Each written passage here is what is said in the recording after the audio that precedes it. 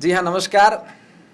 हमारे आज इस शो के अंदर हमारे साथ ललित जी भाई साहब पधारे हैं, जो बाड़मेर में समाज सेवा के साथ साथ राजनीति में भी सक्रिय है और वीरेंद्र धाम के ये जो छात्रावास है, बच्चों के लिए रहने की सुविधा, इनका बड़ा अनुकरणीय कार्य है इसके साथ। तो उनसे बातचीत करेंगे और आज के कुछ विषयों पर इनसे चर्चा होगी।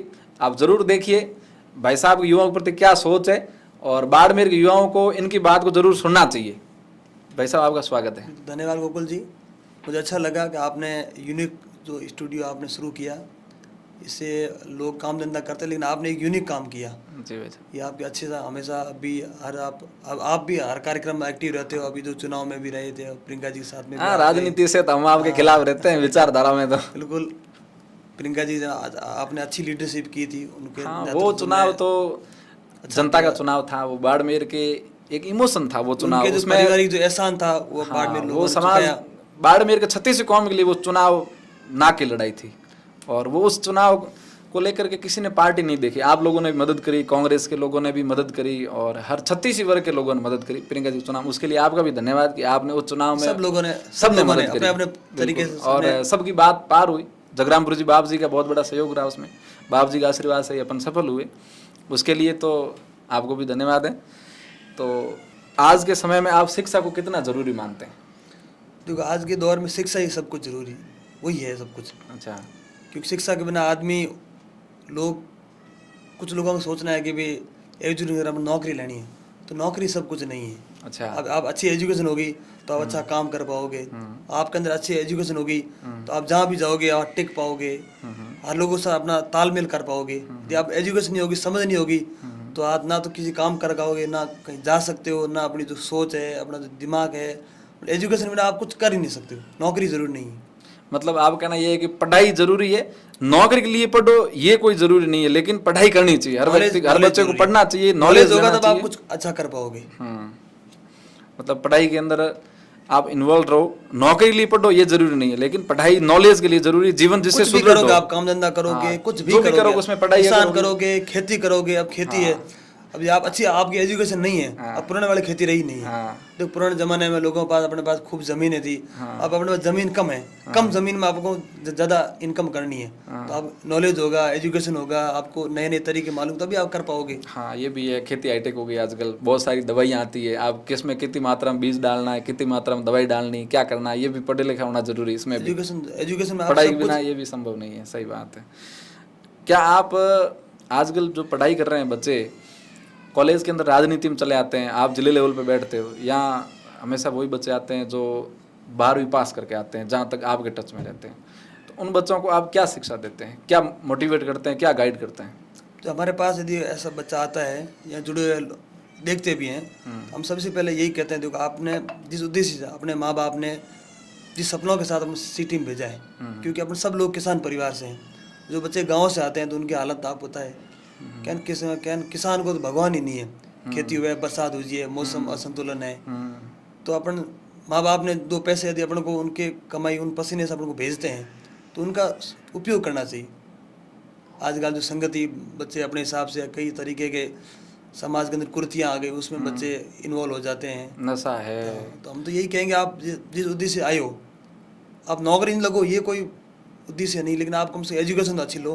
कुछ आप 3 साल 4 साल आप बाड़मेर जिले में आए हो, तो आप एजुकेशन ढंग की लेके जाओ, अच्छे संस्कार लेके जाओ, अच्छे एक इंसान बन के जाओ, तो आप कहीं भी जाओगे तो अटकोगे नहीं। सही बात है। आज के युवाओं को भाई साहब की बात से सहमत होना चाहिए कि आप पढ़ाई करने आए हो, माँ बाप आप पर इन्वेस्ट कर रहे हैं, तो आपको पढ़ाई ही करनी चाहिए। जिस समय आप पढ़ाई कर रहे हैं उस समय आपको पढ़ाई करनी चाहिए, आपको सही दिशा में आगे बढ़ना चाहिए। और बाड़मेर के अंदर किसी भी युवा को अगर कोई अच्छी स्कूल के बारे में जानकारी लेनी है, कॉलेज के बारे में जानकारी लेनी है, कोई भी ऐसी समस्या है जिसका समाधान नहीं है, तो आप ललित जी संपर्क कर सकते हैं। ये बाड़मेर जिले लेवल पर बैठते हैं और समाज के लिए अनुकरणीय कार्य कर रहे हैं शिक्षा के प्रयास क्षेत्र में। करते हैं। गाँव के बच्चे आते हैं तो हमको जैसी पारिवारिक स्थिति होती है, तो बच्चे आते हैं तो हम उसको कॉलेज में भी एडमिशन सरकारी नहीं होता था, तो हमारे जो भी संपर्क में होती है प्राइवेट उनसे बात करते हैं, भाई इनकी फीस कम लो। वो हमारे एक सेवा का उद्देश्य रहता है। अच्छा। अपन को लगता है कि बच्चे की योग्यता क्या है। हमने कई बार बच्चों को बाहर भी पढ़ने के लिए भेजते हैं कि हमारे संपर्क रहते हैं। मेरे पर्सनल भी है और भी किसी के थ्रू कोशिश करते हैं, अपने जो यहाँ के नेता है या अधिकारी उनसे थ्रू अपन इन्वॉल्व। कोटा भी कई बार बच्चों को हमने भेजा है, जयपुर भी भेजा है, तो कहना अपन बे जैसी योग्यता सेवा मतलब उनकी हेल्प करनी चाहिए, लगता है अपन को ये अपन आप है तो। बाड़मेर के अंदर शिक्षा के क्षेत्र में काफ़ी साल से बढ़ावा हुआ है, लेकिन अभी एक नया जो वीरेंद्र धाम बना है वो बहुत चर्चित है। हर लोग वहाँ देखना चाहते हैं। बहुत सारे लोग बाहर से हमें भी फ़ोन करते हैं, भाई साहब वीरेंद्र धाम के बारे में बताइए, शिक्षा के क्षेत्र में बहुत अनुकरणीय कार्य किया है। वीरेंद्र धाम हेमाराम जी के सुपुत्र के नाम से है। इसमें ये इम्प्लीमेंट करने में किसका बड़ा योगदान था कि हम एक ऐसा धाम बनाएंगे जहाँ गरीब बच्चे आकर के रहेंगे, पढ़ने वाले बच्चों के भविष्य सुधरेगा? ये किसका सपना था और किन्होंने ये ज़मीन पर उतारा? ये पूरा इम्प्लीमेंट किसने करवाया? इसमें बहुत बड़ा योगदान किसका है? ये वीरेंद्र धाम है जो आज राजस्थान में हिंदुस्तान में एक अनूठा उदाहरण है। आपको वीरेंद्र धाम जैसी सुविधा है मेरे हिसाब से जो एक एजुकेशन ऐसी सुविधा नहीं मिलेगी। आप जो रूम देखोगे ना, बच्चे मतलब रहने वाले महसूस करते हैं कि हम 5 स्टार होटल में बैठे हैं। होटल जैसा है, मैंने मीडिया में भी देखा था कि तो ये हेमाराम जी की सोच थी। हेमाराम जी को एजुकेशन के प्रति उनको लगाव था। उन्होंने कहीं न कहीं देखा होगा कि किसान परिवार के बच्चे हैं तो रहने की सुविधा नहीं है, उनको अच्छा मौका नहीं मिल।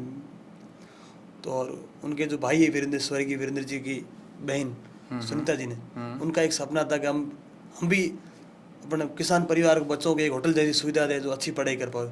तो उन्होंने इन्वेस्ट किया, हेमाराम जी ने ज़मीन दी।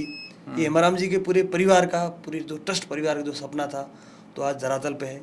वहाँ अच्छे लोग पढ़ रहे हैं, हर जाति के, धर्म के, हर वर्ग के बच्चे पढ़ रहे हैं। तो सुनीता जी का और हेमाराम जी का, उनके पूरे परिवार का, ट्रस्ट परिवार का एक सपना था जो आज एक हिंदुस्तान में अनूठा उदाहरण आप चाहे देखते हो। उनके सुनीता जी भी इसमें काफ़ी एक्टिव भी देखते हैं। हर सुनीता जी प्रोग्राम का में सुनीता जी बढ़ चढ़ के योगदान रहा, क्योंकि आगे से लीड करते हैं, फ्रंट से। सुनीता जी ने एकदम वीरेंद्र जी का जो स्वरूप है वो मतलब हेमाराम जी को कमी कम महसूस होने दी। मतलब बेटे की तरह, हाँ, उन्होंने बेटे की तरह वो काम कर बेटे की तरह उनको एक आज जो बहुत सब बड़ी कहते हैं इमारत देख लो, एक एजुकेशन में नहीं, ये हिंदुस्तान में ये एक उदाहरण रहेगा, कई सदियों तक ये उदाहरण है। तो सुनीता जी ने अच्छा काम किया, अनुकरणीय किया। ये उनका एक योगदान, उनका बड़पन, उनके योगदान को कभी अपन भुला नहीं सकते उनको। सही बात। एक सब लोग बेटी और बेटा में फर्क करते हैं, उनको इन्होंने ये सार्थक साबित किया है कि बच्ची और बच्चे में कोई फर्क नहीं है। जिम्मेदारी मिले तो बेटियां भी अच्छा कार्य और बहुत बड़ा कार्य कर सकती है। आप सामने उदाहरण है बिल्कुल। हेमाराम जी के इतनी बड़ी हाईटेक बिल्डिंग बनाना, इस तरह से इम्प्लीमेंट करना, उनके बाद देखो ना, इतनी हाईटेक तब कोई नहीं कर पाता है। पैसे लोगों के पास खूब पैसे तो बहुत है, लेकिन किसी के बारे में ऐसे कई लोग पैसे नहीं है, लेकिन इन पैसों का दूसरों के लिए इतना समर्पण, योगदान देना इतना कोई कर नहीं सकता है। सही बात है। उन्होंने बहुत अच्छा कार्य किया शिक्षा को लेकर के। बाकी पैसे तो ये कहीं और भी लगा सकते थे समाज के लिए, लेकिन इन्होंने छत्तीसगढ़ कौम के युवाओं के लिए पैसा, जो बच्चे पढ़े और आगे बढ़े उनके लिए सोचा। और अंदर जो किचन है, अंदर रूम है, लाइब्रेरी है, सब हाईटेक है। बिल्कुल सारी हाईटेक है। और उन्होंने प्रयास किया कि बेस्ट से बेस्ट चीज़ उसको, कंप्यूटर लैब वगैरह सब है। मतलब किसान परिवार के बच्चे हैं ना, वो सोचते हैं कि हमारे को ऐसी सुविधाएं कहाँ मिलेगी, उन्होंने सपने में सोचा नहीं था, अब उनको मिल रही है। अच्छा, तो इससे जुड़ा हुआ यही सवाल है कि हेम जी ने राजनीति से संन्यास ले लिया है, अब वीरेंद्र धाम रह करके समाज की सेवा करेंगे या वापस चुनाव लड़ेंगे? देखो, हेमाराम जी के पर्सनल के बारे में अपन को योग्य नहीं है उनके बारे में कह सके, लेकिन हेमाराम जी जैसे लीडर है ना, वो एक हिंदुस्तान की राजनीति में एक विशेष उदाहरण है। अच्छा, कि इतना कोई योगदान, बलिदान, समर्पण, सहयोग, उनकी जो सोच है ना, वैसे तो अपन उन तक अपन जा ही नहीं सकते। अच्छा, वैसे ये सब लोग कहते हैं कि नेता जड़ तक रहेला जड़ चुनाव लड़ेला। हेमाराम जी ने एक भाषण में कहा था कि को मड़ो मरे को मौसो छोड़े, लेकिन हूँ राजनीति हूँ संन्यास ले लियो है और फाइनल है चुनाव नहीं लड़ूं। तो आपको नहीं लगता कि ये उन्होंने बहुत बड़ा उदाहरण पेश किया है कि आप एक समय पर हर चीज़ का रिटायरमेंट होता है, तो आपको राजनीति से भी रिटायर होना चाहिए? ये उन्होंने बहुत बड़ा दिल रखे, मुझे लगता है कि ये सबके लिए उदाहरण पेश किया है। जो नेता की जो परिभाषा है ना, वो हेमाराम जी के ऊपर जो परिभाषा है वो सार्थक होती है। बिल्कुल सही बात है। और इन्होंने करके दिखाया जैसे लीडर जो कहते हैं वो करते हैं। हेमाराम जी एक वो जन समाज, जो मानव सेवा के नेता है। जो नेता में जो गुण होते हैं, हाँ, वो ओरिजिन उनमें है। अच्छा, वो दिखावा से बहुत दूर रहते हैं। आप तो बहुत नजदीक रहे हो। बाकी नेताओं में हेमाराम जी में क्या रिलेशन में है, लेकिन हमने उनको साहब को बहुत नजदीकी से देखा है। हाँ। ऐसे लीडर में विरले होते हैं। अच्छा, मतलब वो आज के दौर में जो नेता आते हैं वो उनके में वो अलग है सबसे। हेमाराम जी से आपने एक बात अगर आज सीखी है तो वो कौन सी सीखी? वैसे तो हजारों सीखी होगी, लेकिन एक बात जो आपने कहीं और नहीं देखी वो सिर्फ हेमाराम जी के अंदर देखी, ये बात मुझे उनसे सीखी। सरलता बहुत है। वो हर आदमी से वैसे ही मिलते हैं जो आम आदमी की वो कभी अपने आप को वो नहीं दिखाते हैं। आप जब भी मिलने जाओगे साहब से, साहब के पास कोई प्रोटोकॉल नहीं है, कोई छोटा बड़ा आदमी नहीं है। कोई काम के लिए चलेगा तो आम आदमी भी जाएगा, स्टूडेंट भी जाएगा, प्रधान जाइए तो ही हमाराम जी के लिए तो ही, और आम आदमी जाएगा वो भी, मजदूर जाएगा तो भी हमाराम जी के लिए तो ही। अच्छा, सब बराबर है भाई। वो जो भी है उनके जो सामने है, ये इसी के कारण उनकी लोकप्रियता बहुत ज़्यादा है। लोग पुराने ज़माने के लोग ड्राइवर वगैरह मुझे मिलते हैं तो कहते हैं कि हेमाराम जी का जो समय था ना राजनीति में, वो किसी नेता का नहीं है ऐसा, और कोई कर भी नहीं पाएगा। हमाराम जी वोट दिए नहीं दिए वो भी साहब ने, मुझे जहाँ लगता है मैंने देखा है, तो वो कोई नहीं रखा। कोई सबने मायने रखता है। योग्य काम थे, जो होने वाले काम थे, हाँ, सब काम मतलब किए। न्याय का जो बात है वो सबकी करी है। अच्छा, आपके राजनीति में आने का विचार है? नहीं, अपना कोई विचार नहीं, कोई ना विचार अपने नहीं? कोई उसके नहीं, ऐसा नहीं कि भाई मैं भी अभी पंचायत राज चुनाव आ रहे हैं तो चुनाव लड़ने का मन नहीं है? अपने फिलहाल कोई इरादा नहीं है। कोई इरादा नहीं है? अच्छा, आज की राजनीति के बारे में क्या सोचते हैं आप? देखिए राजनीतिक तो हेमाराम जी कहते ही हैं, हाँ आज राजनीति कितनी क्या है, साहब ने तो पूरी जिंदगी देखी है। हाँ, तो हेमाराम जी युवाओं की यही कहते हैं कि आप राजनीति दूर रहो। दूर रहो। अच्छा, तो फिर राजनीति करनी चाहिए, हाँ, लेकिन वो राजनीति रही नहीं ना। वो पहले वाली राजनीति नहीं रही, रही नहीं। ईमानदारी अब कोई की, वो- न्याय की, वो राजनीति नहीं। अब राजनीति बहुत गंदी हो चुकी है। ऐसे मैंने उनके भाषण भी सुने हैं कि भाई अब जो राजनीति है और डेरो जो है वो पार पड़ेगा नहीं तरीके माऊँ तो भाई नहीं पार पड़ेगा, कोई पाड़े तो भले ही पाड़ेगा। ऐसे बयान उनके आते हैं, बहुत दिल के साफ हैं, जो कहते हैं वो सच कहते हैं। सच कहते हैं और बहुत नेक इंसान है। मैं भी बहुत प्रभावित हूँ इमरान जी से। अब उनका शब्दों में उनकी अब व्याख्या अपन कर नहीं सकते। सही बात। अभी उन्होंने एक श्री जाट लाल छात्रावास के अंदर जो मूर्ति का लोकार्पण था, उस दिन उन्होंने एक प्रस्ताव रखा, उसको लेकर के आपको? वो किसान बोर्डिंग कमेटी का एक सुझाव था, सबका था। अच्छा, कि अभी उनके किसान बोर्डिंग होगी, किसान कन्या होगी तो उनके नाम से होनी चाहिए। तो हेमाराम जी ने वो सुझाव रखा सबके सामने, सबने सर्वसम्मति से वो पास किया। अब कैसे क्या, वो तो कमेटी है उनके, वो डिसाइड, अपने इतना बारे में नज़दीक जानते नहीं, फिर भी अपन पर कार्यक्रम अपन मौजूद थे तो उनका एक हाँ, मैंने बढ़िया था, सबको अच्छा लगा, पूरे जिले भर क्या पूरे हिंदुस्तान में मैसेज गया। आज भी हेमाराम जी की लोग कदर करते हैं, हेमाराम जी की बात हाँ, कोई टालते उनके नहीं। खिलाफ किसी ने, सबने हाथ खड़ा और करके हेमाराम जी समर्थन सब दिया। वर्ग की बहुत बढ़िया दिल से सेवा की, अच्छा, कोई भी हो, समाज को भी उन्होंने अच्छी प्रगति देने की कोशिश की, चाहे एजुकेशन हो, किसी भी काम में हो। मंत्री रहते हुए भी उन्होंने बहुत सारे कार्य किए। अच्छे काम किए, जो उनके पास में दायित्व था उनको, मतलब उनके जैसा कोई काम मेरे हिसाब से हिंदुस्तान में उनके जैसा नेता, और ये अपन को नाम इतना अपन परिवर्तन- देखे नहीं नेता, लेकिन अपन सुना भी नहीं आपने। अच्छा, वैसे ये छात्रावास के नाम परिवर्तन हेमाराम जी ही करवा सकते थे, जहाँ तक मुझे लगता है। मेरी समझ है हेमाराम कि जी की बात उनके- कोई टाल नहीं सकते, तो बाकी कोई हाँ, सर्वसम्मति होती वो नहीं सब होती सहमत कहीं। होते नहीं होते, लेकिन रामदान जी के नाम से छात्रावास, अब जो होना भी किसान चाहिए, छात्रावास यही है, वो- उन्होंने भाई उन्होंने प्रयास जमीन उन्होंने दी, की उनकी है। बात भी सही थी कि भाई उन्होंने जमीन दी और उन्होंने उसमें मेहनत करी, तो उनका नाम होना चाहिए। उनका उनका जो योगदान था वो समाज कभी भूल नहीं सकता। आज जो सब कुछ है, हाँ, आज जो राजनीति हो रही है, अपने लोग धंधे में हैं, अपन जहाँ भी अपन बैठे हैं, अपन भी ये बात कर रहे हैं, तो उनकी रामदान जी उनकी ही योगदान है। बिल्कुल, वो प्रयास नहीं करते तो अपना कहाँ एजुकेशन, अपन भी अपन ऐसी बात नहीं कर पाते, अपन लोगों को ये थोड़ी मैसेज दे पाते कि तो रामदान जी, गंगाराम जी, अभी जो हेमाराम जी, इन्होंने भी समाज को बढ़ावा दिया। अब आने वाले समय में ऐसा कोई नेता लग रहा है जो नेता सारे अच्छे हैं, सब अपना अपने तरीके से प्रयास हरीश करते चौधरी के हैं। बारे में आप क्या सोचते हो? हरीश जी अच्छे लीडर हैं, युवा है, और आज आपके तो अंदर केंद्रीय राजनीति में बहुत तेज तरह नेतृत्व रखते हैं।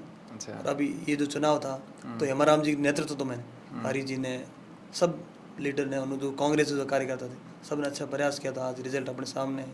नेता सारे अच्छे ही होते हैं नेता तो, कैलाश चौधरी लेकिन के मैं तो बारे- ये कैलाश चौधरी के बारे में? कैलाश जी तो आज के दौर में बीजेपी के एक केंद्रीय बिंदु है, बढ़िया है। उन्होंने, वो भी एक सीधे लीडर है। अच्छा, आपने वो जो एक अभी बता रहे थे कि हमने एक ऐसे असहाय बच्चे की मदद करी जो खेल के अंदर अव्वल था, उनको किट भेंट कराया, कैलाश जी के माध्यम से? कैलाश जी भी हमेशा कोशिश करता है कि अच्छी राजनीति करें।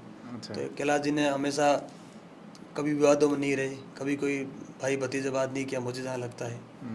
और पिछली सरकार में जो मंत्री थे तो कैलाश जी ने अच्छे काम किए, उनके पास पूरे हिंदुस्तान का कार्यभार था, तो हो सकता है वो बाड़मेर के लोगों वाले अलग चीज़ है, लेकिन उन्होंने अच्छे प्रयास किए। इस शायद समीकरण ऐसे बन गए, वो अलग बात है। बाकी थी पिछले बार जो समीकरण तो कैलाश जी श्योर जीत थी, वो अलग कारण था कि इस बार हाँ, त्रिकोणीय मुकाबला था और कुछ चीज़ें हैं जिनको अपन, हर किसी का दौर होता है, हाँ तो दौर सबका आता है अपने अपने तरीके से। सही बात है।